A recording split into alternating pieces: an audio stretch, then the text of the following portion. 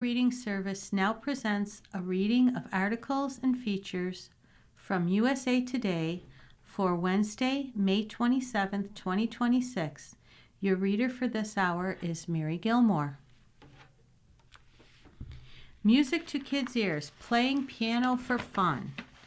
New teaching method lifts enthusiasm to a crescendo. Darius Partovi started taking lessons in classical piano when he was 7, but he soon grew restless and gave them up. It wasn't until COVID-19 shut down schools that he returned to his keyboard out of boredom. He heard about a local teacher, Payam Kascody, who was offering lessons out of his home in Bothell, Washington. One session and Partovi was hooked. He practiced several hours a day without any cajoling. He mastered favorite works such as Yann Tiersen's soundtrack to the 2001 French film Amélie. Then he placed third in a national piano competition. Today, he's a 19-year-old freshman at NYU who teaches piano and composes his own music for fun. His father, Hedi Partovi, a Harvard-educated technology entrepreneur who sold his startup to Microsoft for $800 million and invested early on in Facebook and Airbnb, marveled at his son's transformation. Partovi was the driving force behind Code.org, a nonprofit that introduced millions of kids to coding by making it easier and more fun to learn. He was intrigued by the similarities in the 32-year-old piano teacher's approach. The son of Iranian immigrants, Katkogi devised a teaching method his students loved. They learned to play music before they learned to read it with a notation system based on languages they already knew, their ABCs and 1, 2, 3s. And instead of the standard repertoire of Bach and Brahms, his students chose their favorite songs, just as Partovi turned to Minecraft and Angry Birds to make computer science more appealing to kids. The results spoke for themselves. Not only were kids learning the piano more easily at Payam Music, but they also no longer dreaded lessons and fewer quit. The tiny school with its 5 music rooms had a long waiting list and enthusiastic reviews from parents. Partovi, an investor with a knack for sniffing out opportunities, saw potential. He started by advising Kascody on how to grow his business. Then he doubled down, signing on as CEO and turning to his powerful network to raise an initial investment into the single-digit millions from technology and Hollywood heavyweights like billionaire investor Mark Cuban and Hollywood composer Hans Zimmer. That seed money is financing an ambitious expansion plan that calls for hundreds of piano schools across the country. It's an unusual gambit for Partovi, but his goal for Payam Music is classic Silicon Valley in scale, to take a tiny school in Washington State and build it into the first national piano school. I love the idea of helping children, and I also love that nobody else is doing this, Partovi tells USA Today in an exclusive interview. There are so many other startup ideas and venture ideas that have lots and lots of competitors clamoring for attention. But my guess is I am the first person pitching you to write a story about a piano school. It's not what anyone would expect as a business, and the freshness of that, the idea that you can take something that is 300 years old and do it differently and better is energizing to me. Speculative bets that tinker with the status quo are a hallmark of big tech, and Partovi is far from the first to take a flyer on a lofty idea. But in Silicon Valley, know-how enough to transform a small cottage industry into a thriving national business? But is Silicon Valley know-how enough to transform a small cottage industry into a thriving national business? Almost everything can be disrupted theoretically, Stanford University business professor Aya Straublu said. Learning to love piano lessons. Castodi took up the piano when he was 3. By the time he was 6, he could play just about anything. But as he got older, his interest waned. He found his way back to music when he was 11, but on his own terms. Inspired by his Nintendo Game Boy, he taught himself to play the Super Mario Bros. Theme to the delight of his friends. Soon he was playing songs he heard on the radio or at the movies. It lit a spark, he says. At 16, Castodi started teaching piano, but his students were turned off by the same things he was: a repertoire they didn't want to play, sheet music they had a hard time reading, and the tedium of traditional scales. In college, while studying developmental psychology, a professor pointed out during a lecture that infants learn language by hearing it. That got him thinking, music is language. Why is it not taught that way? Castodi said his alphanumeric notation method met skepticism at first, but ultimately won over students because it freed them from rigid teaching methods and rote memorization, while allowing them to speak music before they could read it. Not only did they learn faster, but their enthusiasm and confidence grew along with their finger dexterity and auditory skills. It's a point of pride that most of his students can play their favorite song on day 1 and they keep playing. About 97% of Payam music students continue beyond the first year of lessons, compared with 15 to 20% of those studying piano using traditional methods, Castodi said. And he says 96% of Payam music students achieve a diploma in 4 years, 3 times faster than most. 10 years ago, people were like, what is this weird method, and why should we try something new when for hundreds of years it's been the same way? But this weird method of ABCs and 1, 2, 3s is working. There's a wrong way to teach. Mythology won over Zimmer, whose organization of composers called Bleeding Fingers is investing in Payam music and will mentor some of the program's top students. The son of a classical pianist, he studied with the piano teacher for 2 weeks as a child in Frankfurt and hated it so much he decided to teach himself instead. I always had music in my head. I learned to play because I wanted to put my music out into the world, he said. Kids want to learn songs that move them. They want to learn to make their own music. After taking up film composing in the early 1980s, Zimmer scored his first Oscar nomination for Rain Man. He took home his first Academy Award for The Lion King and his second for Dune. Though many kids never make it past Debussy's Clair de Lune or Beethoven's Für Lis, Payam music taps into their innate curiosity and creativity, Zimmer says. Young people don't want to do homework. It's just too darn boring. And there are so many better ways to learn, he says. Kids want to play. They love music, but teaching them with drills takes all the fun out of it. Make it more exciting. Make it more creative. Make it relevant to today. Music teachers say the concept that children can learn music the way they can learn language is nothing new. Payam music is also not the only school dreaming of inventive ways to engage the next generation of students. Where did Payam music may have cracked the code?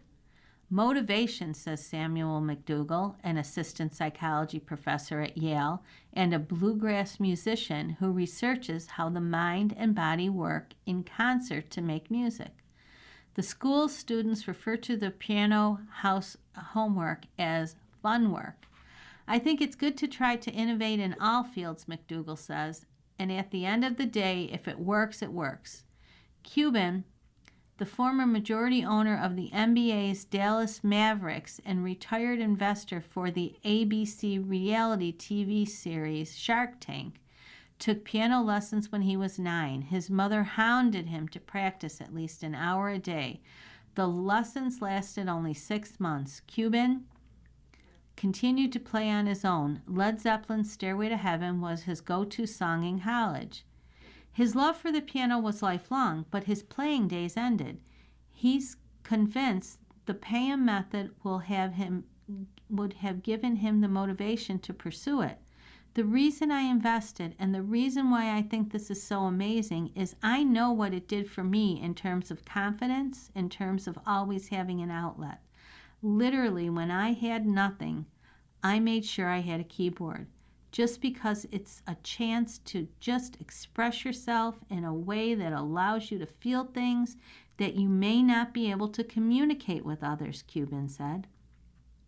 By simplifying it and having the schools, you get kids out of the house, you get kids away from their electronic devices, but you also give them a unique sense of confidence and a unique way to express themselves that only somebody who plays an instrument truly understands. Joy without screens. Music has been a constant since childhood for Partovi, too. He and his twin brother, Ali, learned to play the piano as children when they were stuck at home in war-torn Iran after the Islamic Revolution. At first, their father cut out musical notes and taped them to the piano keys so they could teach themselves to play. Then he got them a piano teacher.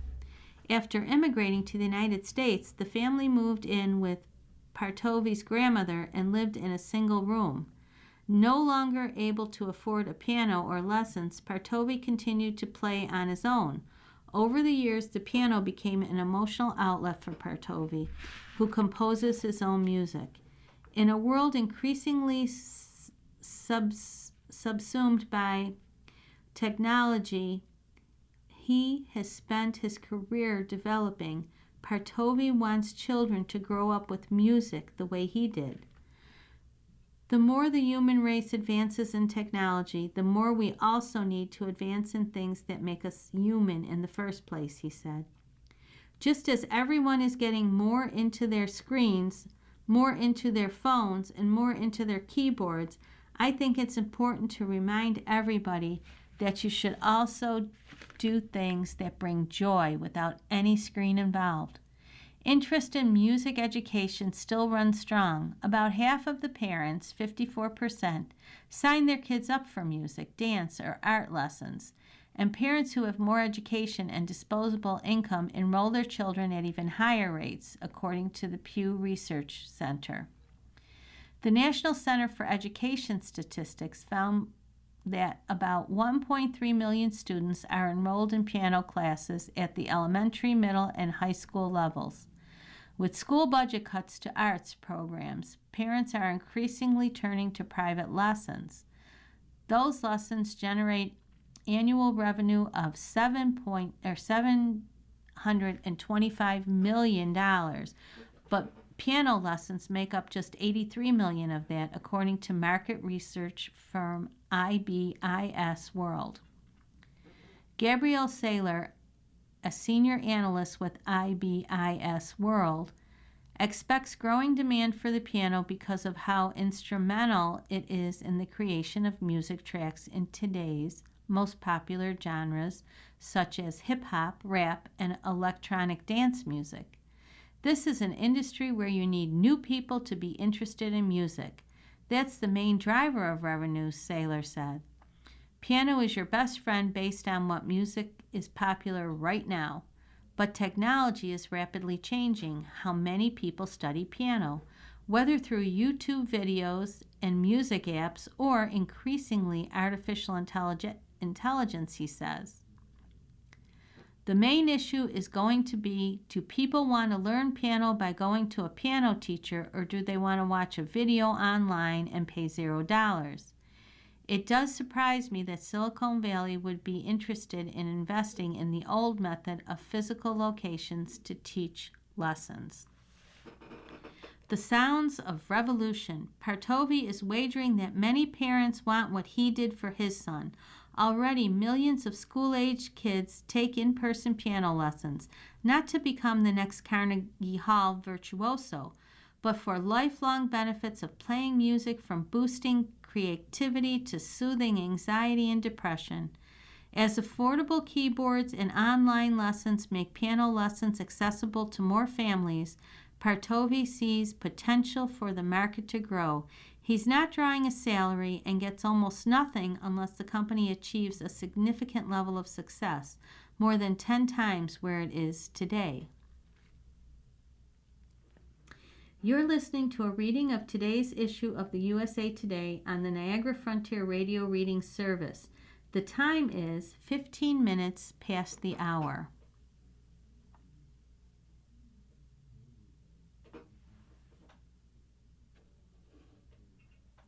So far, Payam Music has 2 schools in Washington, 4 in California, 1 in Great Neck, New York, and 1 in Bethesda, Maryland.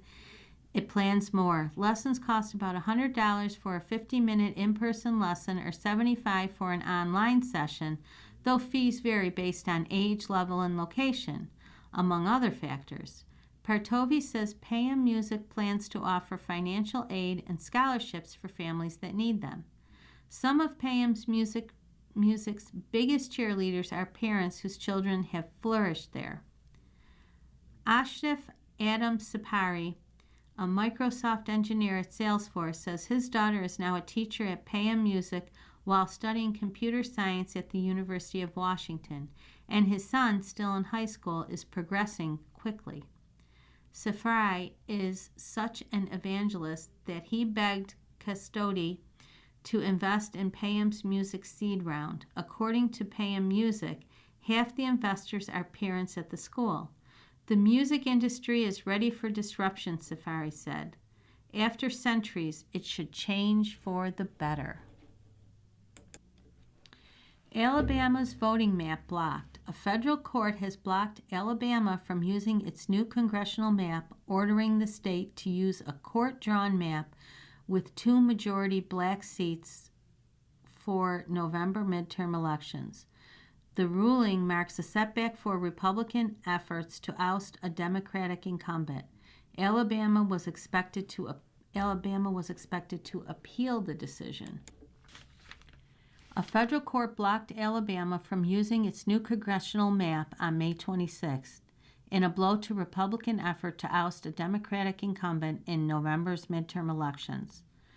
The judges ordered the state to use a court-drawn map with 2 majority black seats for the 2026 midterm elections, writing that to do otherwise would require Alabamians to cast votes in the 2026 election under a map tainted by intentional race-based discrimination.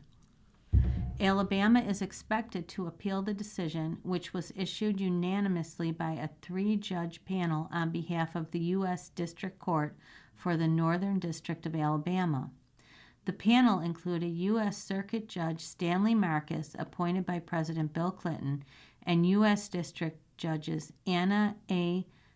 Manacoso and Terry F. Moore, appointed by President Donald Trump.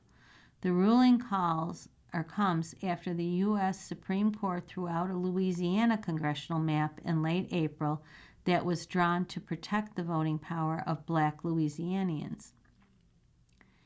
Based on that decision, the High Court then tossed out an earlier ruling from the U.S. District Court for the Northern District of Alabama that had blocked the Alabama congressional map, ordering the local federal court to reconsider Alabama's case in light of the justice's decision on Louisiana's map. But the district court found on May 26 that, under the new standard from the Supreme Court's decision on Louisiana's map, the Alabama map was likely still unlawful. In 2023, a closely divided Supreme Court backed the lower court's ruling that Alabama's Republican-drawn map likely violated the Voting Rights Act. The 5-4 ruling was authored by Chief Justice John Roberts, who was joined by fellow conservative Justice Brett Kavanaugh. Both voted in the Louisiana case to limit the scope of the Voting Rights Act.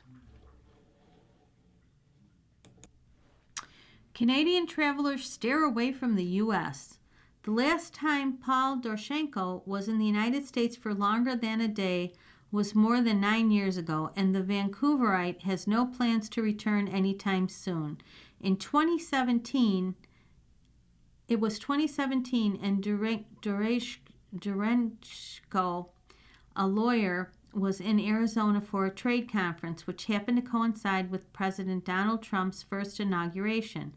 Calling himself a close political watcher, he saw the swearing-in on television in the hallway. Trump's second inauguration sealed the deal for him.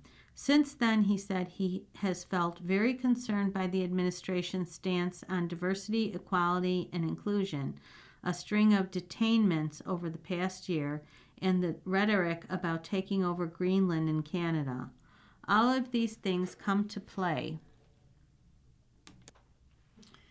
And it is, in fact, political. But we also hear of Canadians being detained, Canadians locked up in immigration detention, Canadians facing Americans talking about the 51st state. Doroshenko said, "It's insulting and offensive and not the way you treat your neighbor or business partner." It's not that Doroshenko doesn't like his neighbor to the south. He views Canadian and American success as intertwined. It's just that right now its policies run counter to his fundamental values. Until there's a significant shift, he's canceled all upcoming American vacations. Canadians were once America's largest group of inbound international travelers, but recent data shows a shift as some turn away from the United States based on values and even a weakened Canadian dollar.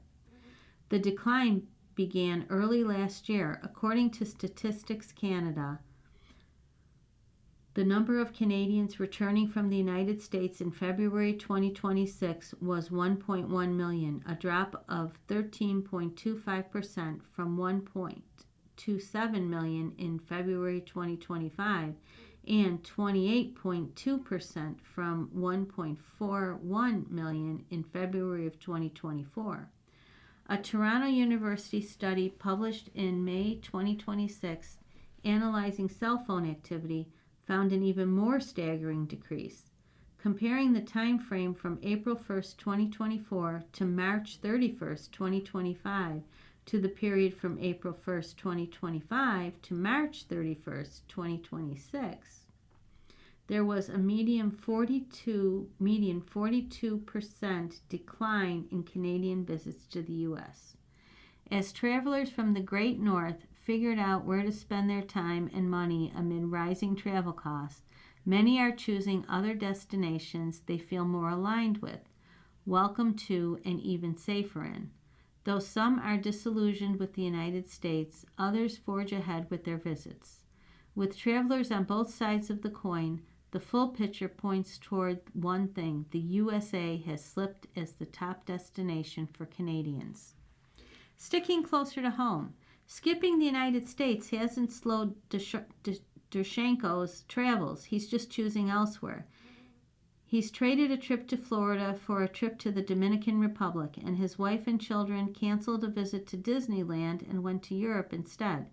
He has skipped conferences and trade shows in the United States, but will attend an upcoming gathering in Mexico. He also has explored more of his home, British Columbia, than he has in the past decade. This summer, more Canadians are leaning into domestic travel, where shorter, closer trips give them more bang for their buck, according to Expedia's Summer Travel Outlook. The most popular domestic destinations for Canadians this summer are Toronto, Vancouver, and Montreal, based on the platform's lodging searches from January 5th to April 5th. For travelers between June 1st and August 31st, the perennial European locations of Paris, London, and Rome are the top international destinations. As the USA remains overlooked by Canadians, it's also losing steam among all international visitors.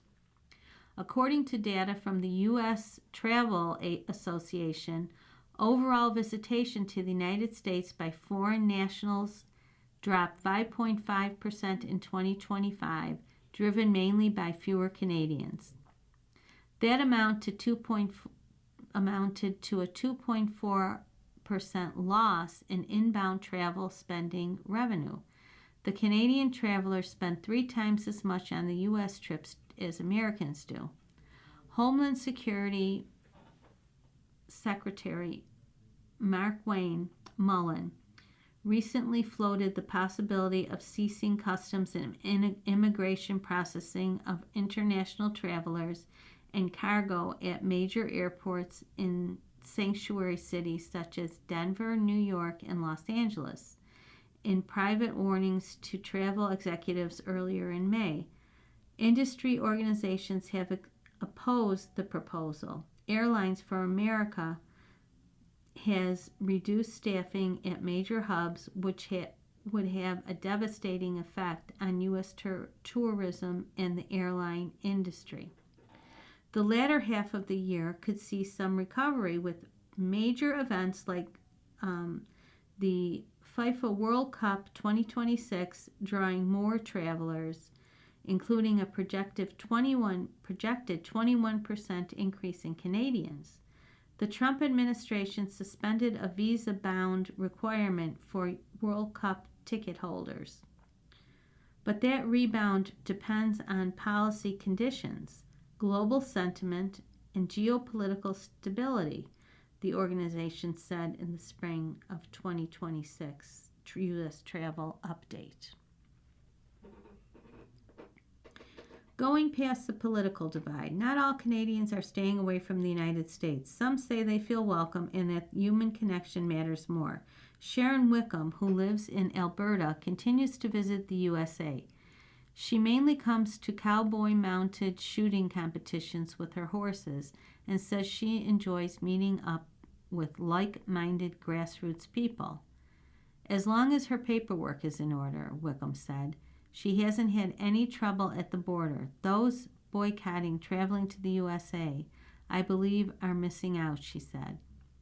Winnipeg-based Carla Foley is another Canadian still sojourning to the United States, mainly as a snowbird, a tradition from her childhood when her family spent half of the year in California. She recently spent 3 weeks in Arizona and is heading to New York in June for the kickoff of the FIFA World Cup. Trump's rhetoric about Canadian sovereignty and the trade wars felt disheartening to Foley. She said she could see how it evoked fear among her fellow Canadians, but that was outweighed by her pride for her country. We're very strong, and Canada, to me, will always be Canada. Though she understands how Canadians are divided over the United States right now, Foley, a small business owner, encourages Canadians to consider who is actually affected by boycotting. You're not hurting Trump, and you're not hurting people who have billions of dollars, she said. You're just hurting those little small businesses that relied on you coming down every year to support your little town or whatever it is. She hopes travelers on both sides of the border can look past the politics. I just wish all the politics on both sides would simmer down. We are each other's closest neighbors.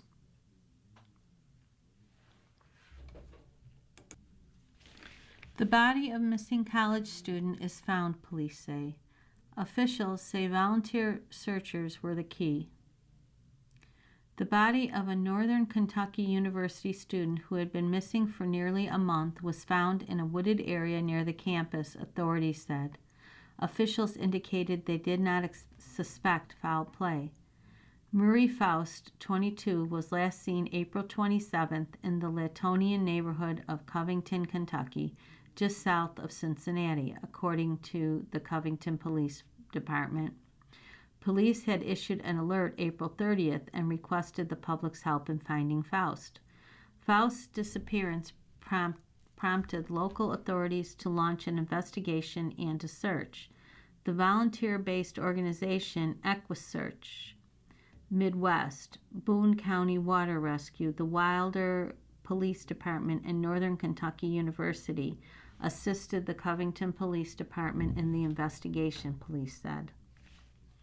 Privately organized search groups, which consisted of Faust's friends, relatives, and community members, also searched independently, according to the Cincinnati Enquirer, part of the USA Today network. In a statement May 24th, the Covington Police Department said Faust's body was found by an independently organized search group in the nearby city of Wilder, Kentucky. Investigators from the Covington Police Department were working with the Wilder Police Department and the Campbell County Coroner's Office to examine the scene. Police said there was no indications of foul play. The Coroner's Office will determine the cause and manner of death. Police said no additional details would be released until the process was completed. You're listening to a reading of today's issue of USA Today on the Niagara Frontier Radio Reading Service. The time is 30 minutes after the hour. We extend our deepest condolences to the Faust family and their loved ones during this incredibly difficult time, the Covington Police Department said. While we are saddened by this loss, we hope this development can provide the family with some answers and a measure of closure. Authorities urged the public to allow investigators to continue their work and noted that the Faust family has requested privacy as they grieve. We'll start now with the money section, news from across the USA. We'll start with the highlighted state of Illinois. Freeport. Hundreds of people participated in the inaugural Great Pretzel Bite in downtown Freeport, setting a benchmark for future Great Pretzel Bite records in Pretzel City, USA. A total of 216 participants gathered on April 25th to simultaneously take a bite of pretzels, establishing a new tradition during the Greater Freeport Partnership's annual Pretzel Fest. According to a community announcement, pretzels for the event were provided by Tom Sturgis Pretzels, the oldest continuously operating commercial pretzel bakery in the United States, located in Lititz, Pennsylvania, Freeport's pretzel sister city. More than 200 people took part in Freeport's inaugural Pretzel Bite on April 25th during the Pretzel Fest. And there's a picture of them all holding up their pretzels before they take their bite. How interesting. Let's see what's next. Alabama, Montgomery. The Ben Moore Hotel has been named to a list of America's 11 most endangered historical places, which has earned it a cash infusion that will go toward ongoing preservation. Alaska, Seaward. The Alaska Sea Life Center took in its first harbor seal pup of the season after the male pup, estimated to be under a month old, was found alone on South Kenai Beach, malnourished and dehydrated, KTUU reported. Arizona, Tucson. A Tucson woman whose detention by immigration officials sparked protest in southern Arizona has been released on bond. Carla Toledo, a 31-year-old deferred action for childhood arrivals recipient, was detained at her home on May 18th before being transported to a detention center in Eloy. She was released on May 22nd. Arkansas, Little Rock. Civil rights groups have filed a federal discrimination lawsuit against a housing development alleging the Arkansas-based organization denied a woman the chance to buy land because of her religion and her family's racial background. California, Sacramento. Thousands of trout were rescued after becoming stranded in a creek, marking the largest recovery effort for the rare species in more than a decade, California wildlife officials said. About 5,800 Eagle Lake rainbow trout, at the risk of becoming stranded in Pine Creek, a major tributary to Eagle Lake, were rescued and released into the lake over a 4-day period in March and April, the California Department of Fish and Wildlife said. Colorado, Denver. 12 Colorado hospitals received an A grade in the controversial biennial hospital safety report card from a nonprofit focused on improving hospital safety and quality in the U.S. As a whole, Colorado slid from 11th to 26th in the ratings as it went from 18 hospitals with an A in fall of 2025 to 12 in the Leapfrog Group's report. Connecticut. Killingly. The Killingly Town Council passed a resolution supporting the repair of Old Killingly Pond Dam in the hopes of restoring the pond's water level. Delaware, Dover. The first time in about 5 years there's activity inside the former post office in Dover, said Mayor Robin Christensen. Renovation started May 1st to transform the building into the old post with apartments and offices or retail space, possibly with a coffee shop or restaurant. The groundbreaking ceremony is planned for May 28th. District of Columbia, Washington. StubHub has launched a new $100,000 initiative called Access DC to give youth groups across Washington, D.C. free tickets to concerts, sports, and other live events through a community nomination process, WUSA 9 reported. Florida, Jacksonville. University of North Florida administrators are aiming to help athletes, people working outdoors, in Jacksonville's military community to manage heat safely through research at a heat lab that opened May 18th. Georgia, Hart County. The cleanest and dirtiest lakes in the U.S. were ranked by Lake.com based on ammonia, lead, phosphorus, and other pollutants. The only lake in Georgia to make either list was Lake Hartwell, ranking third cleanest in the country. Hawaii, Honolulu. A new report shows Oahu's homeless children increased sharply this year, with a nearly 20% rise in homeless parents and children since 2024 and a 43% jump in family homelessness since 2022, KHON2 reported. Idaho, American Falls. American Falls Reservoir is at just 61% capacity, well below the normal and down from about 70% last year, prompting irrigation officials to warn farmers of a tight finish to the growing season, KTVB7 reported. Indiana, Bloomington. Federal investigators wrapped up an investigation into an Indiana University plant biology lab that was launched after one of its researchers was charged and deported over imported biological material. Iowa, Des Moines.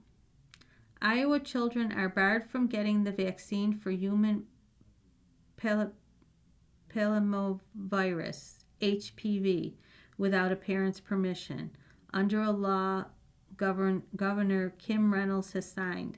The law goes into effect July 1st. Kansas, Topeka.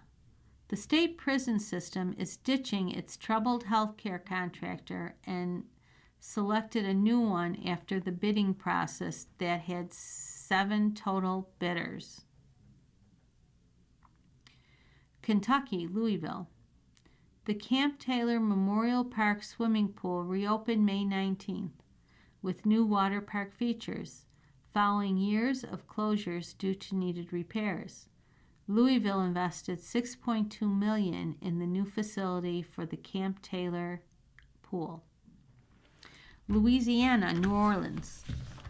A recent study published in the Nature Sustainability Journal has concluded that New Orleans has reached a point of no return and will be surrounded by the ocean in decades because of the climate crisis. Wow, that's pretty dire. Maine, Portland.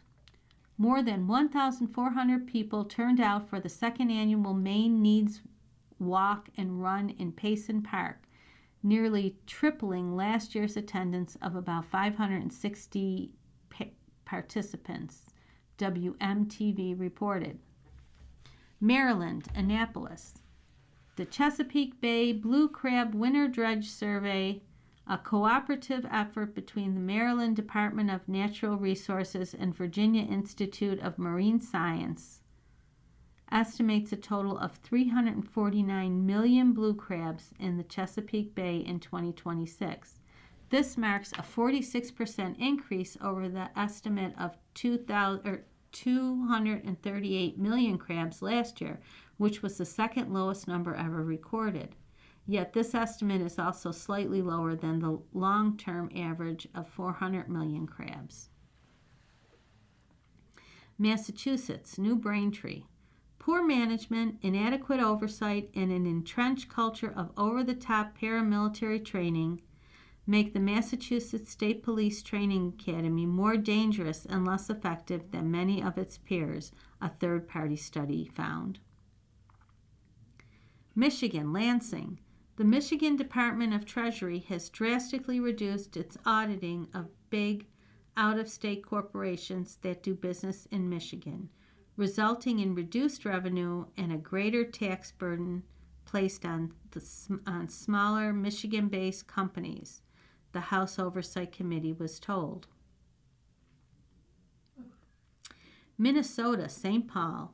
Top Trump administration officials traveled to Minnesota on May 21st to announce 15 federal indictments in what they called the largest Medicaid fraud case ever brought to Minnesota, Reformer reported. Mississippi, Jackson. Another Republican has joined the race to fill the state auditor seat. State Senator Daniel Sparks is the second candidate to officially declare for the race. Missouri, Springfield. Gardeners from across Missouri will have a chance to learn about innovative and sustainable growing techniques, including how to build gardens that float on water, at the 2026 University of Missouri Extension Master Gardener State Conference, June 4th through the 7th in Springfield, according to a community announcement. Montana, Lewistown. Intermountain Health will cut 41 jobs statewide this summer as it closes its Lewistown Clinic Family Medicine on July 24th and restructures 4 clinics in Bozeman and Billings starting in June, KBZK reported. Nebraska, Grand Island. Swift Beef Company has been ordered to pay $1.25 million after the state sued the Grand Island facility for violating environmental rules under the Nebraska Environmental Protection Act, KSNB reported. Nevada, Reno. Downtown Reno storefronts may see revival under a new pilot program. The Reno Redevelopment Agency, which consists of Reno City Council members, voted unanimously to move forward with a pilot program called the Vacant Storefront Activation Program to try and bring small businesses into downtown.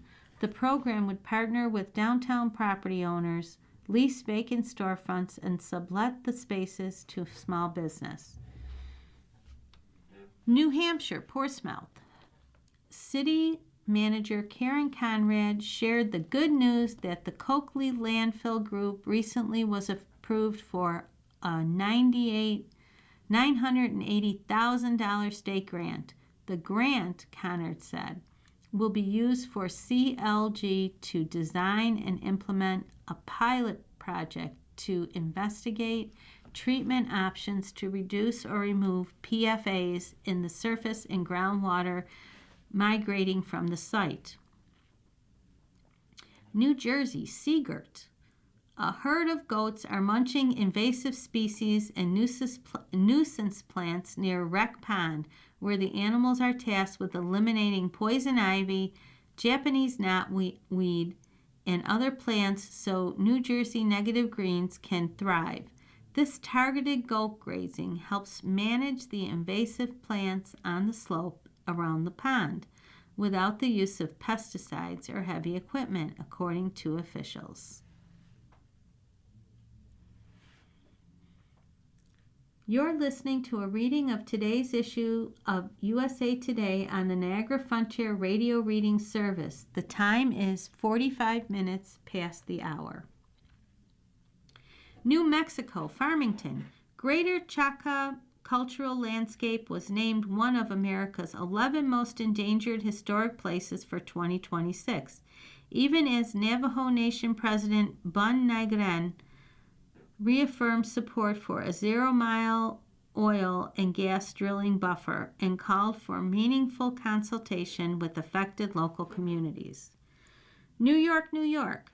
The Trump administration and Amtrak announced a master developer team to lead the redesign and construction to expand New York Penn Station, the busiest transportation hub in North America.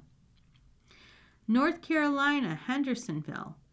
In what is believed to be the largest award for a personal injury claim in North Carolina history, a jury awarded $101 million in damages to two Hendersonville Masons who were severely injured and one of them permanently disabled when a retaining wall collapsed on them in 2021.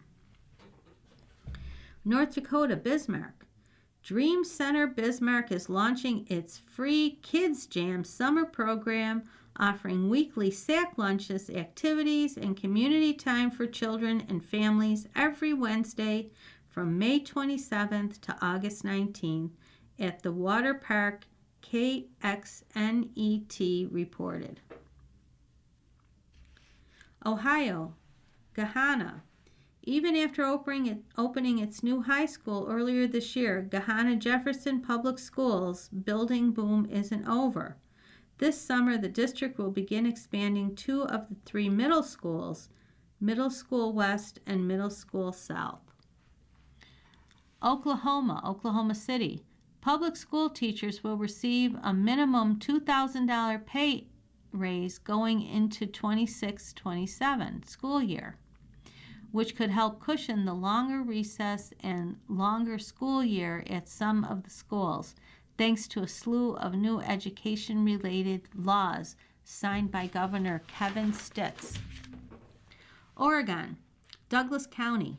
A bat found in Douglas County has been tested positive for rabies and has been confirmed as the first rabid bat found in the country since 2021, officials said in a release.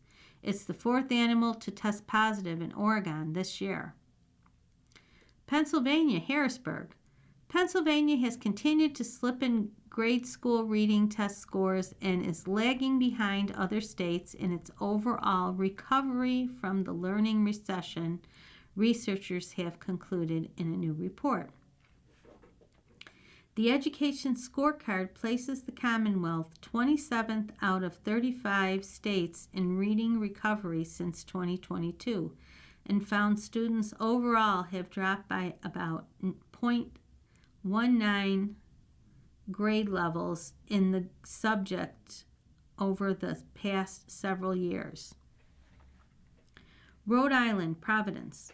The Rhode Island Department of Education, in a surprise move, is signaling that it plans to return Providence schools to local control on July 1st. South Carolina, Greer. Greenville-Spartanburg International Airport is in line for a new air traffic tower, according to an announcement from federal officials. I hope so, because I had a flight out of there the other day, and I was in the airport for over 6 hours. It was delayed, and then finally rerouted. So the airport was wonderful. The people were wonderful, but boy, oh boy, was I sick of sitting in that airport. South Dakota, Watertown. The Watertown Police Department has added an armored rescue vehicle to its emergency response fleet. The vehicle is intended to enhance public safety and protection for citizens, first responders, and law enforcement personnel during critical incidents, according to an announcement. Tennessee, Memphis. The Memphis Zoo will be adding a new exhibit for the first time in nearly a decade, featuring fan favorites from the sea, the eco-friendly stingray. Memphis Zoo staff and board members held on May 22nd a ceremonial groundbreaking for the zoo's new stingrays at Mangrove Cove. The first new exhibit since 2016, when the zoo added Zambezi River Expo with the hippopotamus camp and Nile crocodile show. Texas, Houston. Texas health authorities have reported the first case of West Nile virus in the state in 2026 near Houston. The Texas Department of State Health Services reported that a Harris County resident has become ill from the mosquito-borne illness on May 19th. Utah, Washington City. Zion Shores, a surf-focused community in Washington, Utah, is about halfway built and plans to open in roughly 16 months with 65 short-term rental homes and multiple hourly use surf lagoons, KUTV reported. Vermont, Burlington. Burlington will not erect a statue in Battery Park commissioned by the state-recognized Abenaki tribe. A win for the Abenaki First Nations of Odanak and Wilenka inside Canada, which have long challenged the authenticity of their counterparts living in Vermont. Virginia Beach. A man has been arrested in connection with the 1986 rape and murder of a southeastern Virginia woman who was found abandoned in a field, authorities say. Washington, Olympia. In an encouraging sign for road safety, traffic deaths in Washington fell significantly for the second year in a row in 2025, according to state data Washington State Standard reported. West Virginia, Anmore.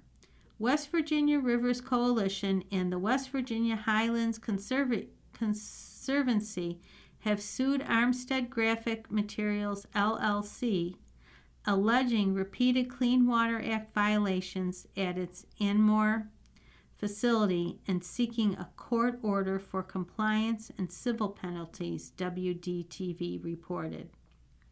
Wisconsin, Green Bay. The Green Bay City Council granted Safe Haven Hope Center a permit to keep running a downtown homeless shelter meant for those most chronically without a place to call home. Wyoming, Cheyenne.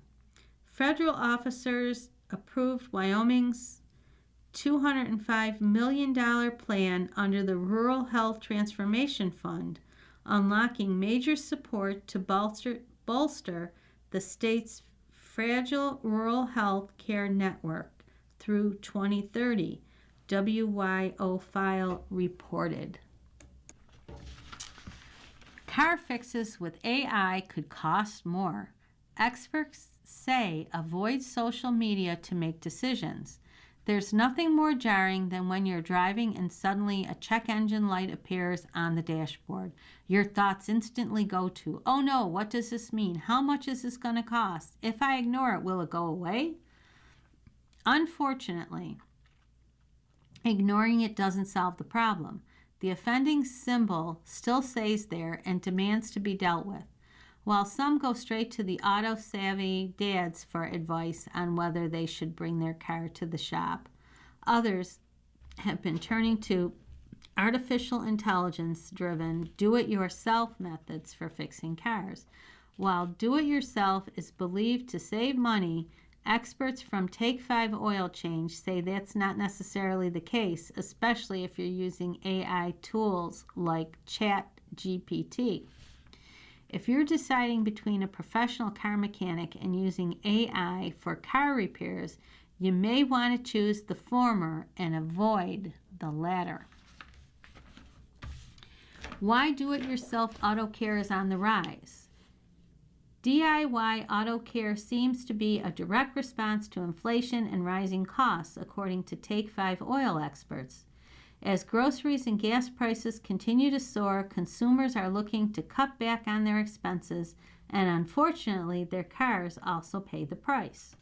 However, it isn't just the price that's leading customers to deal with auto care at home. It's also about people wanting to feel more informed and in control of one of the biggest investments they make outside of their home. Take 5 oil change experts told the USA Today. Consumers don't want to feel intimidated by car maintenance. They want trusted expertise and straightforward education that helps them make smart decisions before small issues become expensive ones, they said. The hidden risks of do-it-yourself car maintenance, unverified advice from AI tools. The Take 5 oil change experts urge consumers not to use social media or AI tools for complex automotive advice. A 30-second video from an unverified source can oversimplify maintenance or promote shortcuts that ultimately compromise safety, performance, or even void the warranties. What may look simple online can quickly become expensive if done incorrectly, they said. Small mistakes that lead to big repairs. Auto repairs may seem simple at first, but sometimes visible issues are just the tip of the iceberg. The biggest risk is that bad advice can create problems that aren't immediately visible until they become serious, auto experts said. Incorrect fluid use, improper installation, skipped maintenance steps, or misunderstood warnings signs can all impact vehicle reliability and safety. Safety risks for everyday drivers. Missing small steps during auto repairs or messing up can have fatal consequences. Drivers may find themselves stranded on the side of the road with preventable mechanical failures that a licensed mechanic would have caught, our experts noted. At Take 5, we spend a lot of time helping customers understand that dashboard lights are not suggestions, they're communication from the vehicle. Take 5 oil change auto experts say ignoring them for too long can create avoidable problems that impact both safety and reliability. You're listening to a reading of articles and features from the USA Today for Wednesday, May 27th, 2026 on the Niagara Frontier Radio Reading Service. We'll return for more readings after this short break. Your reader for this hour has been Mary Gilmore. Have a wonderful day. You're listening to the Niagara Frontier Radio Reading Service. As of this year, our agency has broadcast more than 300,000 hours of radio readings. Volunteer radio readers read newspapers, magazines, and books to area people who are blind or have a print disability, who are provided reading radios. Radio Reading's broadcast signal is provided at no charge by WNED. Radio Reading broadcasts from studios at 1199 Harlem Road in suburban Buffalo. Please let others know about Radio Reading. It's your service. For more information on the Niagara Frontier Radio Reading Service, call 716-821-5555.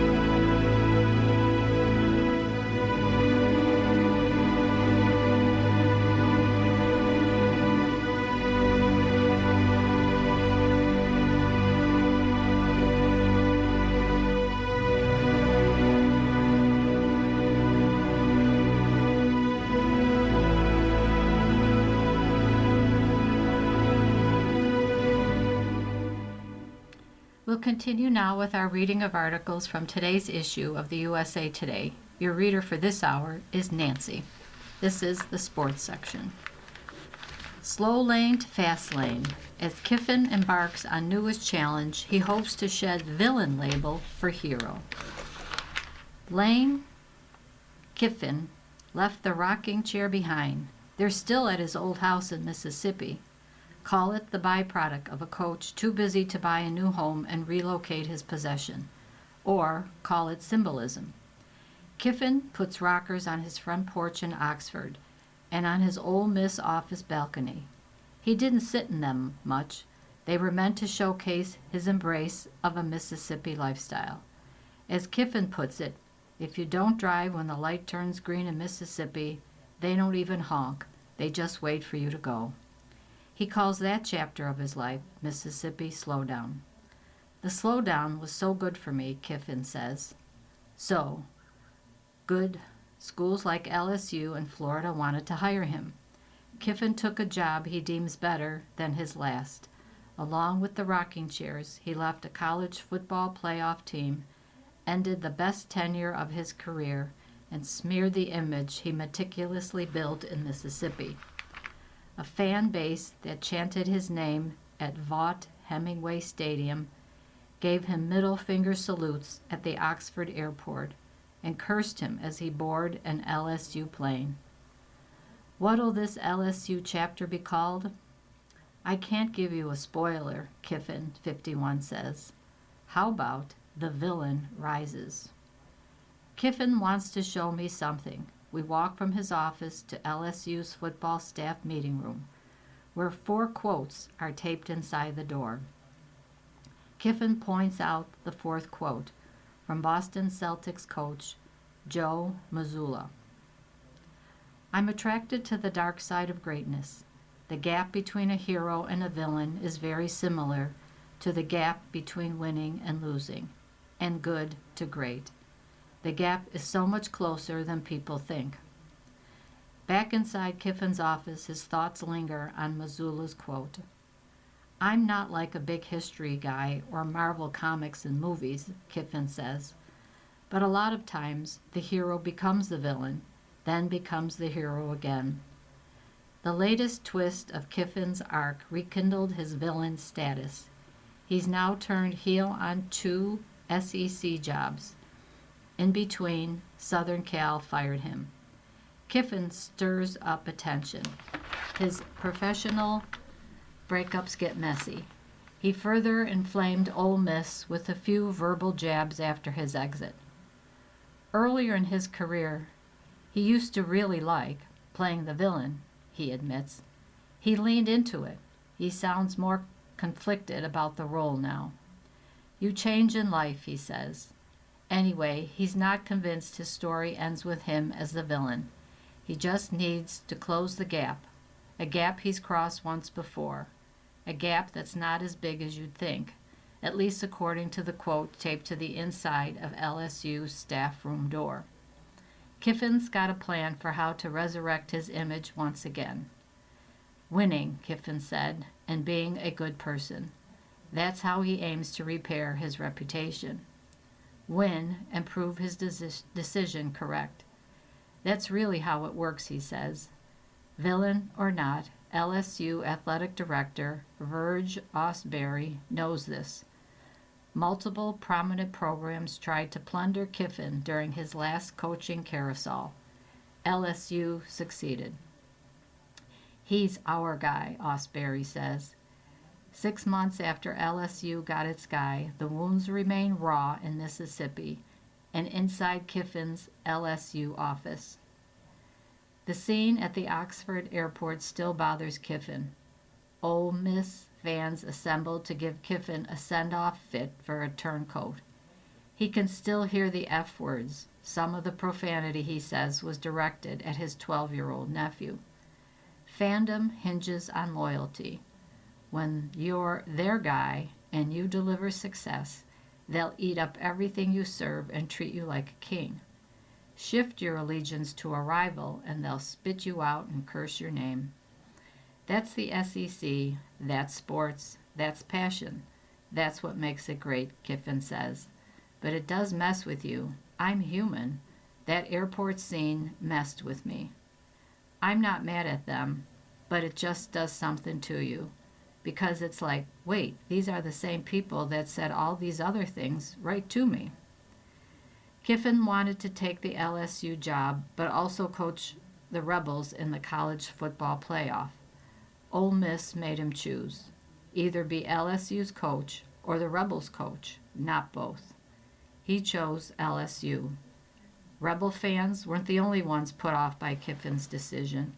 Everyone from Joe Lunchbucket to Punt Paul seemed to want Kiffin to stay at Ole Miss. Why? I think it was just a good story, Kiffin said. It was more than that. Arkansas was Ole Miss's top competition for Kiffin when it hired him from Florida Atlantic. By the time he left Ole Miss 6 years later, he'd become the coaching carousel's hottest name. As Kiffin's stock soared, John Q. Public wanted him to show unflinching loyalty to his team and to a school that hired him when schools like LSU wouldn't have him. People wanted to believe Kiffin had changed for the better. They saw his exit as a rival of old plot lines. Kiffin, at the age of 34, spurned Tennessee after one season in favor of dream job Southern Cal, a decision that ignited a literal mini riot in Knoxville. Throughout Kiffin's redemption arc, he frequently said he needed Oxford and Ole Miss more than they needed him. Truthfully, they needed each other. They were both good together. Kiffin became the best Ole Miss coach since Johnny Vaught. At Ole Miss, Kiffin changed some personal habits. He quit drinking alcohol in 2021. He started pouring more into his family. He got healthier. He lost weight. He rebuffed Auburn's overture in 2022, crediting his daughter, Landry, for helping persuade him to stay. All of that, Kiffin says, constituted real change. When people say, oh, he's not who we thought he was, that bothers me, Kiffin says.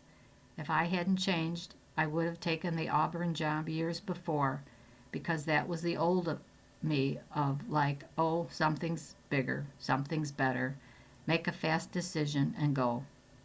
I did change, and I meant every word, and I still do, about me needing Oxford and Ole Miss more than it needed me. I did. None of that went away. It's just I made a job decision. Bitter ending aside, Kiffin describes his Ole Miss tenure as a great 6-year run filled with wonderful memories. Then the light turned green. Kiffin accelerated. An angry crowd beat him to the airport. When you leave by choice, but everything is going good on their end, they love it. And one person just leaves the relationship, there's a lot of hatred. Kiffin said, comparing his exit to a divorce, there's a lot of villainizing, and that's okay. Kiffin uses analytics to inform his game day decisions, so of course he applied percentages to his job evaluation. The way he figured it, only 1% of coaches retire happily after a long, successful run. The other 99% of tenures will end up in one of three ways. The coach will leave, he'll get fired, or he'll be forced out. Kiffin didn't crunch data to confirm his percentages, but his theory speaks to his state of mind. He cites anecdotal evidence like TCU firing Gary Patterson, the best coach in program history, amid his 21st season. I started thinking, there's legends who's done much more than what I've done at Ole Miss, and they ended up getting fired or pushed out, Kiffin said. TCU built Patterson a statue, at least. James Franklin didn't get a bus from Penn State, just a severance check. James Franklin was just in the Final Four and he was fired the next October, Kiffin said. We're in a different time of college football. Even if Kiffin's percentages are correct, that means some coaches do retire happily to form the 1%. Kiffin could have joined the 1% club at Ole Miss with premier job security and a statue on deck. Ole Miss made that pitch. It didn't land. So many people would why would you just not stay there? But it's also not like me to take an easier way. I like challenges, Kiffin said. When they would say to me, you can have a 6-6 or a 7-5 seasons here, and you'll still be fine.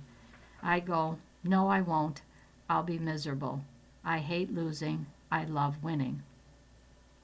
Talk to Kiffin for long enough, and you'll hear several explanations for why he picked LSU. Nick Saban told him he'd regret not taking the job, and Kiffin didn't want the pain of regret. Pete Carroll, another mentor, told Kiffin his late father Monte would have told him to embrace the opportunity. Kiffin put the jobs to a family vote, and LSU received the most votes, he said. There's also his new challenge explanation. I'm wondering if these reasons dance around the heart of the decision. I share with Kiffin a couple of theories I've formed about why he took the LSU job. Number 1, he likes the spotlight and craves the bigger stage of LSU and Tiger Stadium. Ole Miss football is a big deal. It's the SEC after all. LSU football is bigger. Number 2, comparing Ole Miss and LSU through an analytical decision-making lens, Kiffin sees LSU as a superior job. He doesn't disrupt either theory. He felt pulled to the LSU stage. Right or wrong, we have that pull in you, he said. When I was at Alabama, we played at Ole Miss. I never walked into the stadium like, oh, you need to be here. I didn't. It doesn't mean I was right or wrong. As to theory number 2 of applying analytics to the choice, I definitely look at decisions that way, he said. Kiffin's first LSU signing class ranked higher than his best class at Ole Miss. He didn't become a better recruiter overnight.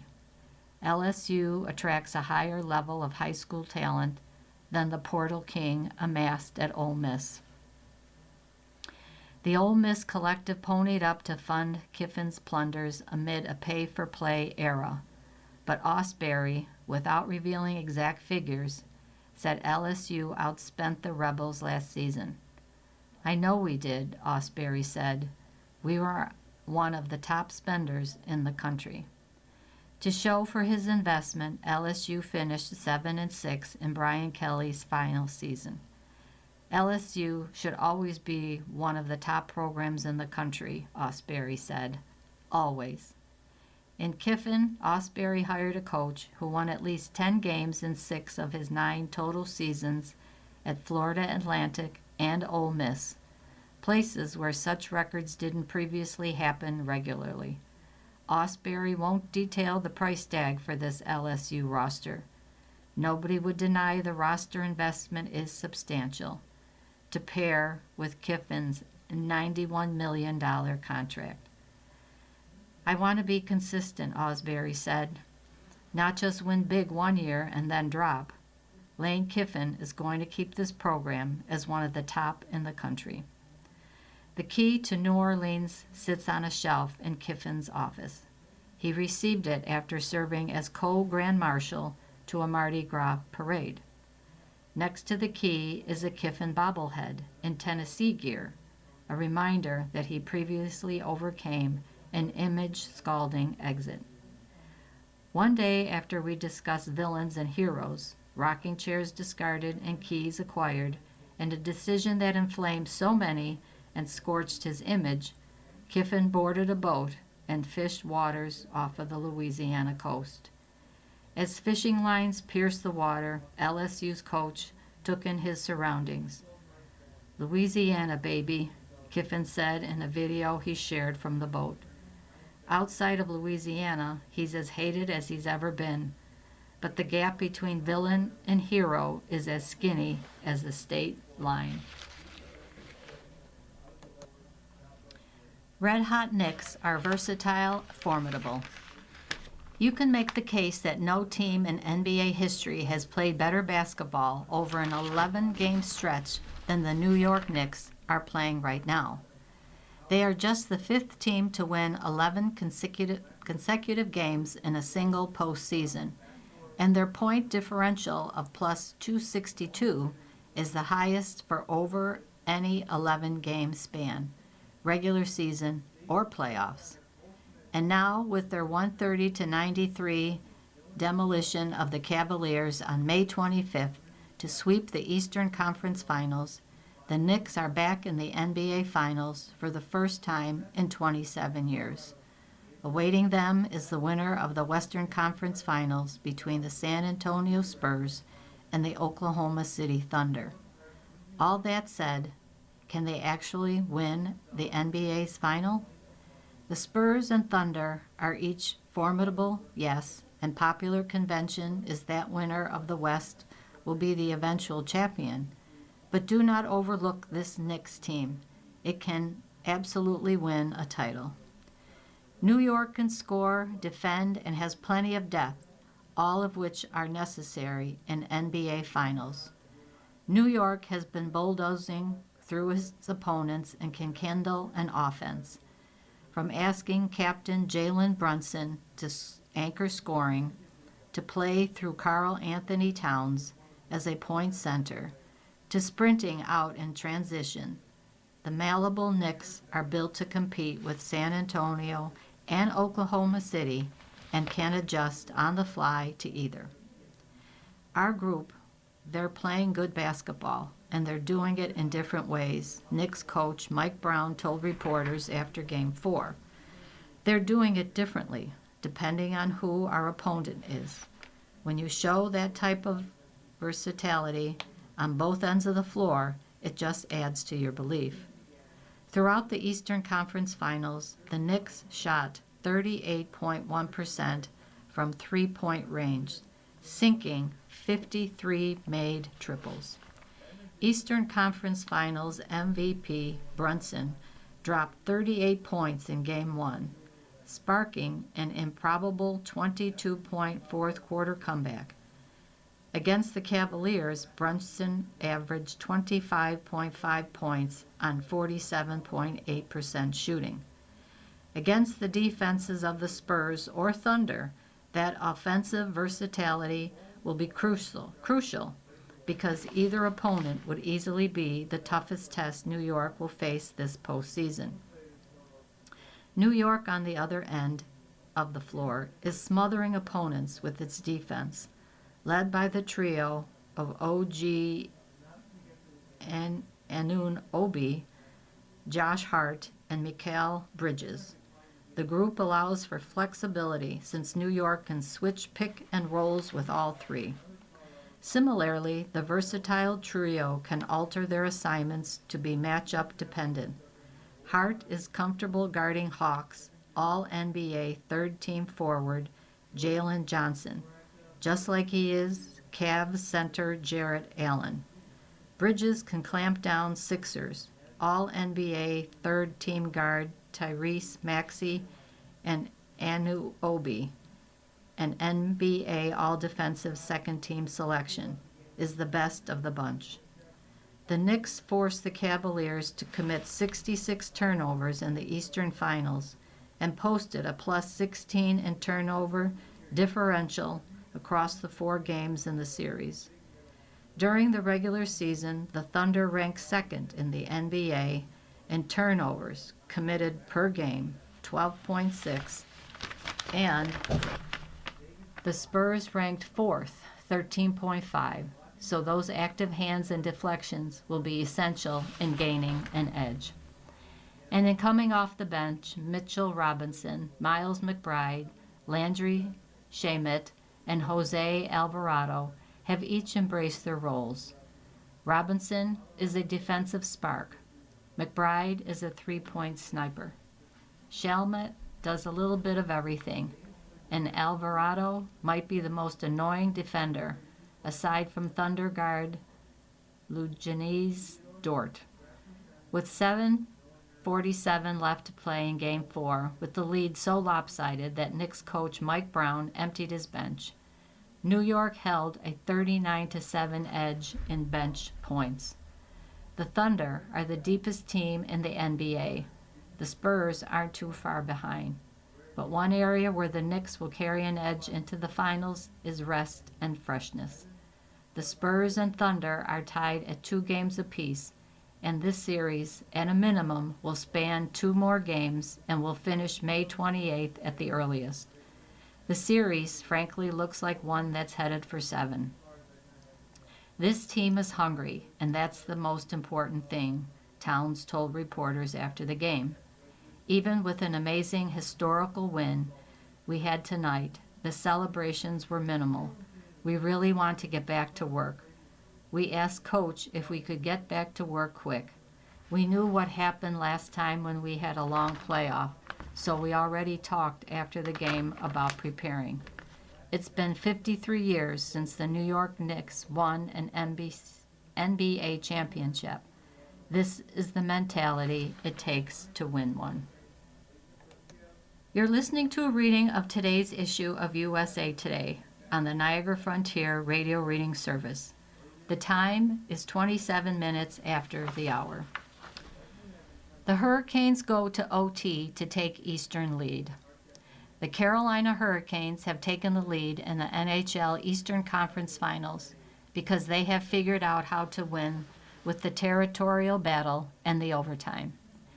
Game 3 was the second consecutive overtime game in the series, and the Hurricanes prevailed again, this time on Andrei Shinevkov goal for a 3-2 victory and a 2-1 series lead May 25th. The Hurricanes have found their game again after a 6-2 blowout loss in the opener that could have been the result of 11 days off following back-to-back sweeps. But the last 2 games have seen a return to Hurricanes hockey of aggressive forechecking and firing plenty of shots. It was evident from the start of Game 2, in which Carolina outshot Montreal 26-12. It was more pronounced in Game 3 with a 38-13 shot edge, and that was with Montreal blocking 33 shots. The Hurricanes, who won Game 2 on Nikolai Eller's goal and Canadiens' alternate goals in Game 3. Hurricanes defenseman Shane Gottsbehere opened the scoring in the first period, but Mike Matheson tied it for Montreal. Taylor Hall scored less than a minute later to put Carolina ahead 2-1 before the end of the period. Lane Hudson tied the game in the second period, and a waved-off Montreal goal for offsides forced the 20th overtime game of the playoffs. Though the Canadiens had a couple of early chances, Carolina outshot them 6-1 in the extra period. The winning play started when Carolina intercepted a pass and entered the zone. Seth Jarvis found Shinevkov, whose shot beat a screened Jacob Dobes. Sebastian Aho, who was battling Juraj Stefkovsky for position in front of Dobes, was initially awarded the goal, but it later was given to Shinevkov. There's a chance that it went off my hip, Aho told TNT, but I don't care who gets the goal. We'll take the win. The Hurricanes improved to 5-0 in overtime this postseason, while the Canadiens fell 3-4. Montreal also fell to 2-5 at home. The Canadiens will have to figure out how to beat the Hurricanes' aggressive forecheck, as they did in Game 1, if they're going to be able to tie the series in Game 4 on May 27th at 8 p.m. on TNT. Astros trio shares MLB's first no-hitter since 2024. Whether authored by Nolan Ryan or Mike Scott or Ronel Blanco, or a cast of several to nail down a World Series victory, the Houston Astros simply have a way with no-hitters, and the one they spun May 25th might have been the unlikeliest of the 18 no-hitters in franchise history. Tatsuya Imai, their splash free agent pitching acquisition, who was so disappointing he was stashed on the injured list just 2 starts into his career, pitched the first 6 innings of a 3-man relay, and relievers Stephen Okert and Alember Santa, making his major league debut, took care of the final 3 innings as the Astros subdued the Texas Rangers, winning 9-0 at Globe Life Park in Arlington. It was the first no-hitter since Shota Imanga and a pair of Chicago Cub relievers combined to no-hit the Pittsburgh Pirates on September 4th, 2024. Imai walked the first 2 batters of the game. Santa had never thrown a major league pitch before the Memorial Day game, yet somehow they started and finished a thorough suppression of the Rangers. Then again, lots of teams are doing that these days.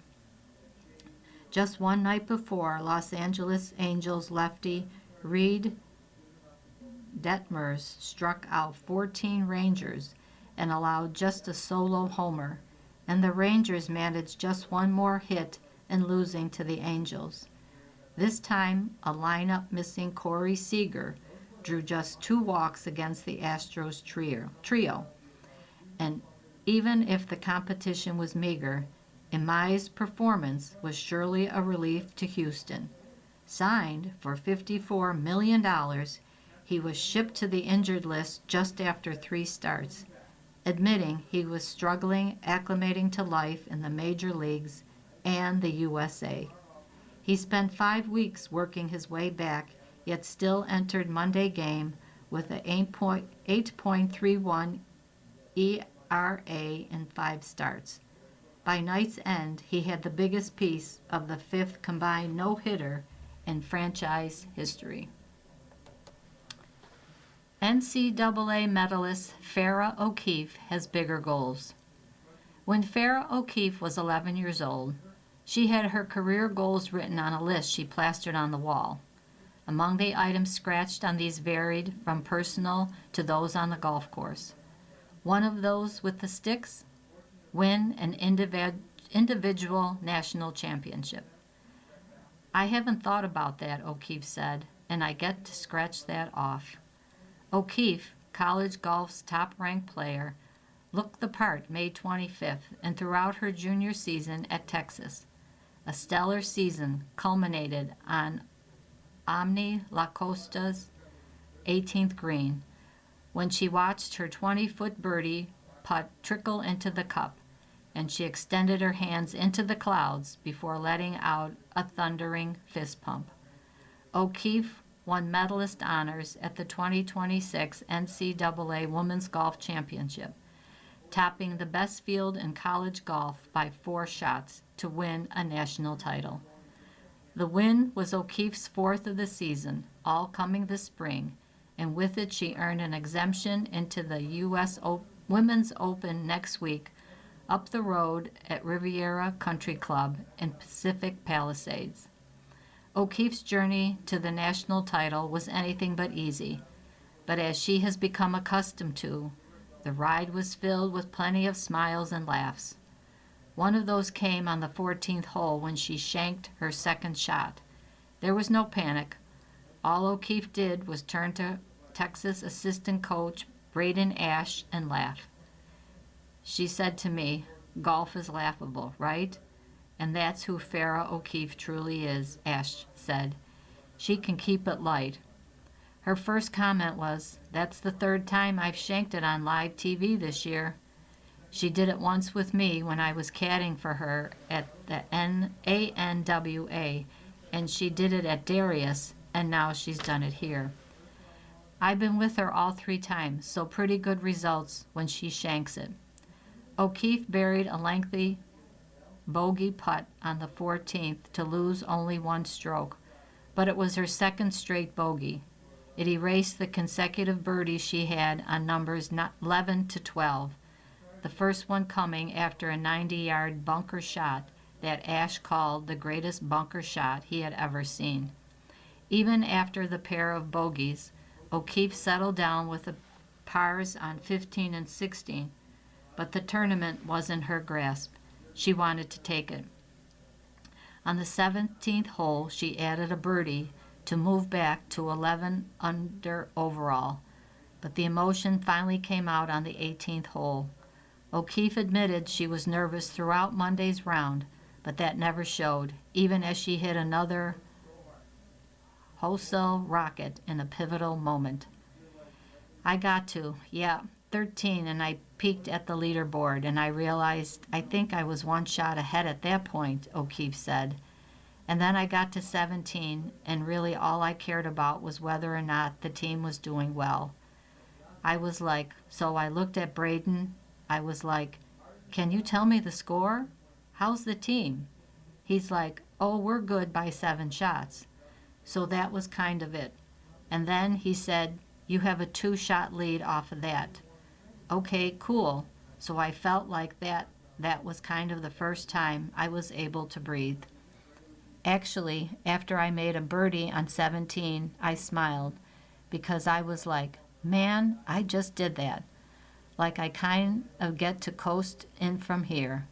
I mean, it took 2 6-irons and then a wedge, playing 3 par 3s. O'Keefe finished 2 shots in front of Stanford senior Mega Ghani and 3 in front of Duke freshman Rhiannon Maliksi, the last 2 U.S. women's amateur champions.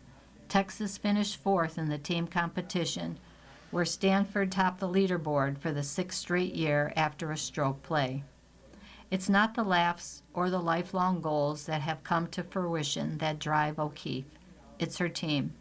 She is from Austin and never realized she would be good enough to play for her hometown team. Texas was the only school to offer her. The goal has always been a team national title. But O'Keefe talked about how much she struggled at Omni La Costa, even complaining to men's coach John Fields after the first year questioning the course as a championship test. Then came maturation, which brought patience. She learned when not to push and where to take risk. That conservative approach paid off in an individual national title, but O'Keefe wants to quickly put that behind her. It's a feeling of like all of the hard work that I've put in kind of coming to fruition, O'Keefe said. But I told my coach. We were driving up after 18. We drove up from the green to meet up here, and I just looked there. I said, yeah, it's great and all, but the job's not done. I want to win a team national championship.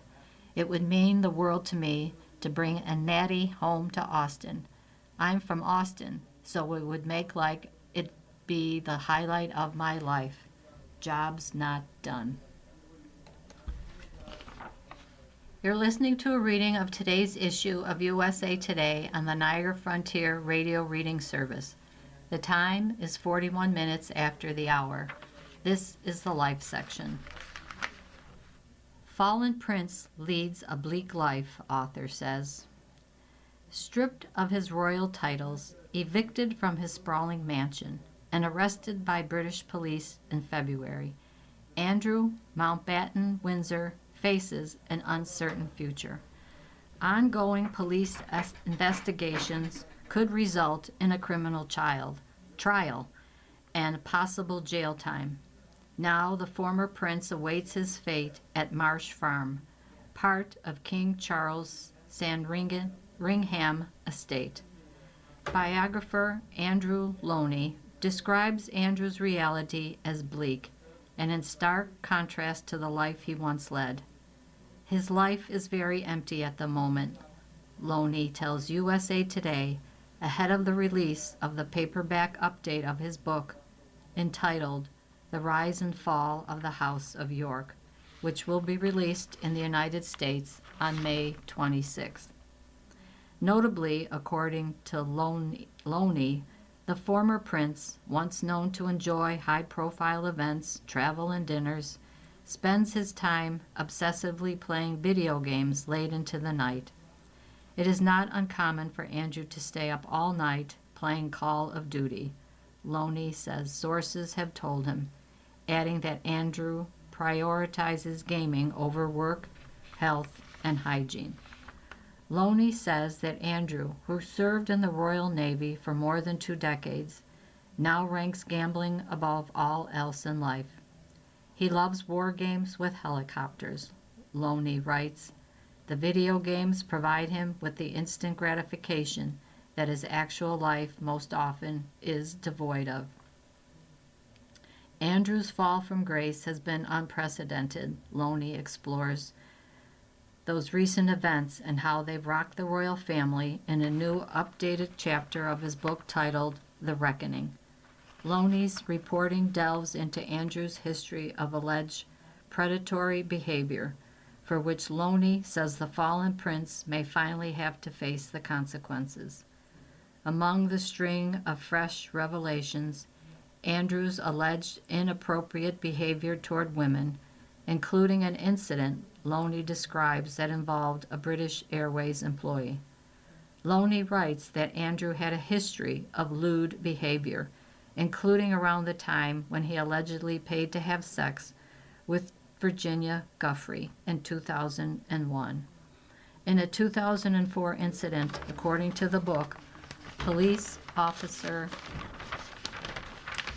John Longmuir witnessed an airline crew member put her hand out to greet Andrew, and he responded by pulling the woman toward him and spinning her around. Andrew then bent her forward so his groin was clearly and firmly in contact with her backside. Longmuir told Loney that the former prince's actions amounted to a possible sexual assault, but there was no way that British police or the airline would have taken further action at the time against a royal. Loney describes another incident on British Airways' flight to New York in 2010, writing that after Andrew asked for a bottle of water, he moaned, "It was too cold." The airline employee apologized and said all the water was in the chiller. So he undid his flies, shoved the bottle of water down his trousers, and said, "That will warm it up." The book suggests Andrew's questionable behavior stretched back years. In one account, a long-standing friend of the royals stayed with the family at Sandringham some 20 years ago and attended a pheasant shoot. As guests gathered for hot soup and sausage rolls, Andrew's Labrador leaped and snatched a sausage roll from the hand of a guest while standing next to Andrew. While the guest laughed, Andrew kicked the dog in the head, leaving him whimpering on the ground, Loney writes. The guest told Andrew he should be ashamed of his actions.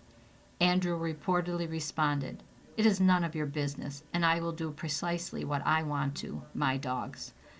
That same evening, Andrew's father, Prince Philip, praised the guests for calling out Andrew's behavior. "Andrew needs a good scolding from time to time," he said, according to Loney.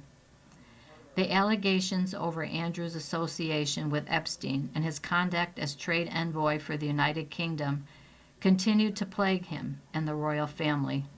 On May 21st, the British government released a trove of documents relating to Andrew's appointment to the role, which he held from 2001 to 2011. The documents reveal that it was the Queen's wish for Andrew to fill the post, the BBC reported. The release of trade envoy files comes after British police arrested Andrew on February 19th, his 66th birthday. Andrew was arrested on suspicion of misconduct in public life, charges that relate to his role as the UK trade envoy. Documents released by the U.S. Justice Department indicate that Andrew passed confidential government information to Epstein during his time in the role. The law must take its course, King Charles said in a statement. The palace no longer represents Andrew and declined to comment on Loney's book. USA Today reached out to Andrew's attorney, but did not hear back. When the U.S. Justice Department released documents as part of an Epstein investigation, Images showed Andrew in compromising positions. Andrew has said he regrets his friendship with Epstein and has continuously denied the allegations against him. In 2022, he reached an out-of-court settlement with Virginia Roberts Guffey, who said she was coerced as a teenager into repeatedly having sex with the former prince as part of Epstein's sex trafficking ring. Guffey died by suicide in 2025.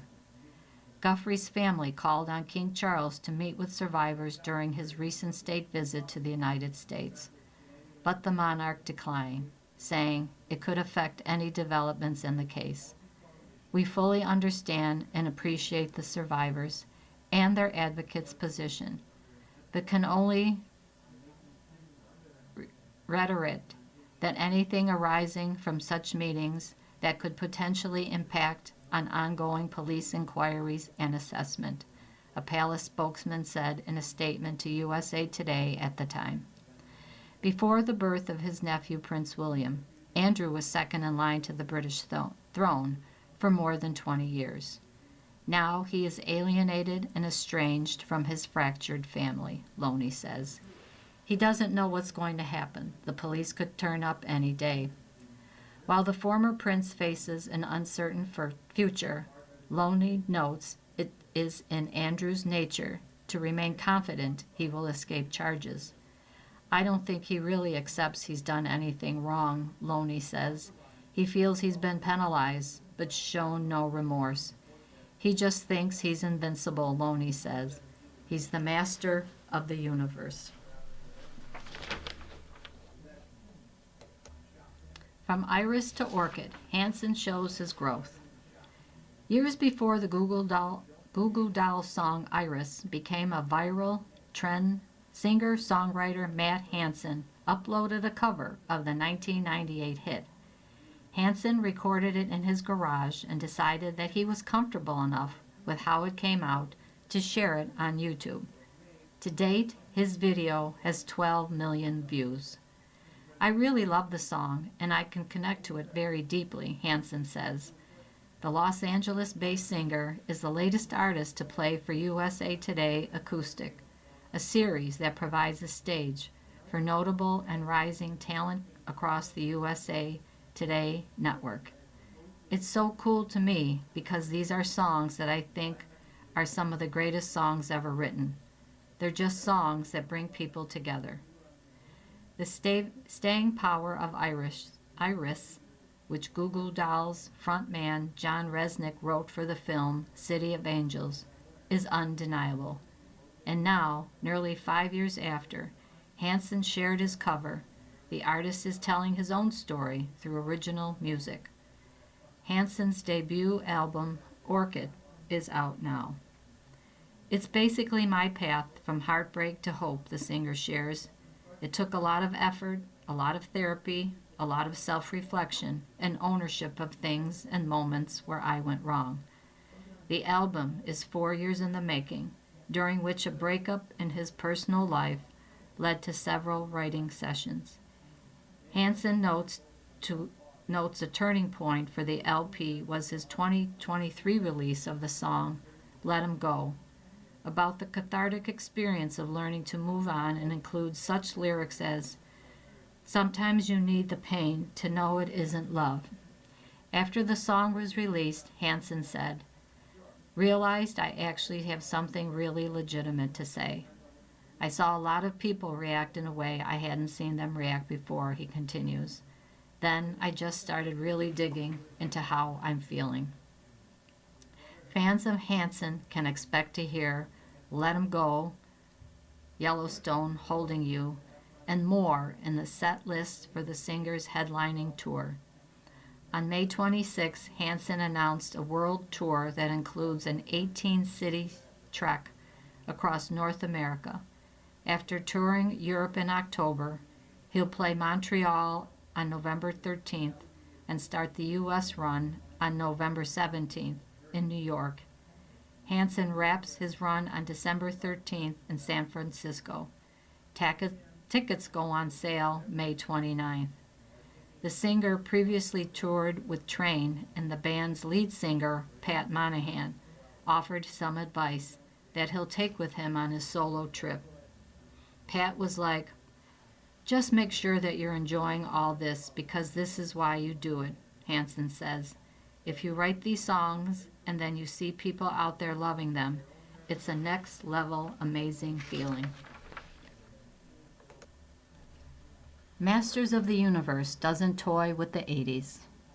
Seeing Fisto, Ram Man, Trap Jaw, and yes, He-Man walk around in real life made Masters in the Universe director Travis Knight feel like a kid again. I played with these little plastic action figures, and to see these giant real-life humans wearing these amazing costumes, it was actually quite moving for me, Knight says. And if you have no idea who any of these names are, that's okay.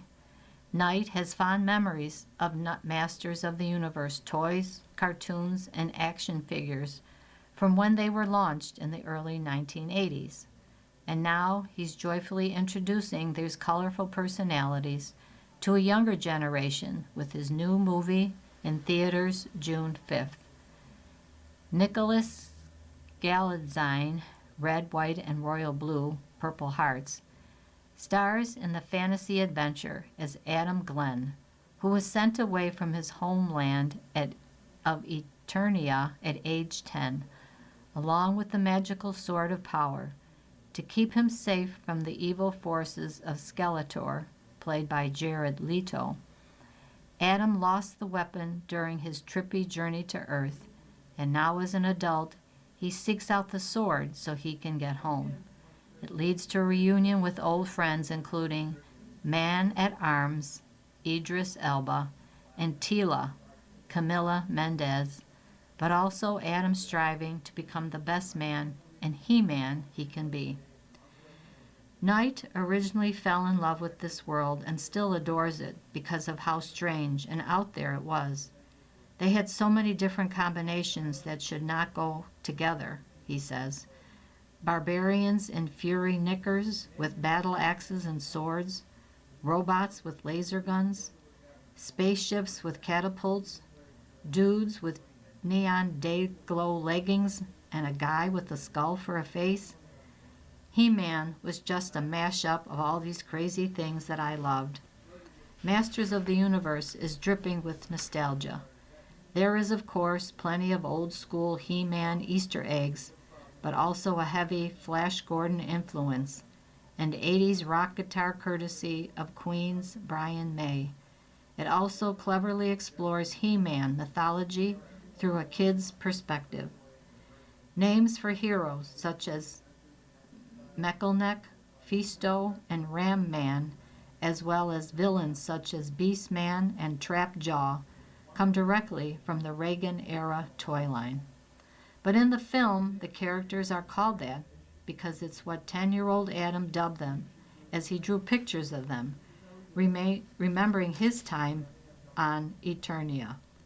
Eternia is on some level sort of a representation of the things that we love from our childhood, and it's viewed through a child's eye, and he still kind of sees it that way, Knight says of his main character. It was really fun and interesting way for us to not only evoke the nostalgia that people who grew up with this stuff remember, but also a way in for new audiences who don't know anything about the lore of the characters, who've never played with a He-Man doll, or who've only seen a meme online. Of course, grown-ups who remember Evil Lyn and Moss Man will get chills hearing Galitzine yell, "By the power of Grayskull, I have the power," and transforming into He-Man. But Knight didn't want Masters of the Universe to be just for He-Man lovers. He wanted to make a movie for everybody. My hope is that whether you're a fan or not, he says, you're still going to have a good time. They said what? The star's best quotes. She's an amazing mom, an amazing wife, and literally our family couldn't cope without her.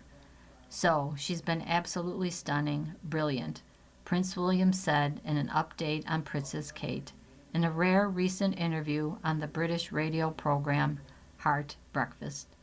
The heir apparent praised his wife over 2 years after the princess was diagnosed with an unspecified form of cancer following abdominal surgery and was undergoing preventative chemotherapy. About a year after announcing her diagnosis, Kate shared that her cancer officially was in remission. The horoscope. Aries, March 21st to April 29th. Interactions with others mirroring old emotional wounds. The moon opposing Chiron asks you to balance self-protection with openness. Taurus, April 20th to May 20th. Daily stress may tap into your hidden sensitivities today. Slow down to care for what's beneath the surface. Gemini, May 21st to June 21st. Expressing yourself may feel riskier than usual. Are you holding back to avoid judgment or rejection? Cancer, June 22nd to July 22nd. Old emotional wounds around professional success and visibility may come up today. Leo, July 23rd to August 22nd. The moon opposing Chiron today can stir up beliefs that others won't get you. Virgo, August 23rd to September 22nd. A financial issue may feel triggering today. Does this raise bigger questions about self-worth and long-term security? Libra, September 23rd to October 23rd. You feel more tension between yourself and others today. Scorpio, October 24th to November 21st. Is stress or fatigue beginning to catch up with you? Give yourself room to breathe when the moon confronts Chiron. Sagittarius, November 22nd to December 21st. Feeling insecure about expressing yourself creatively?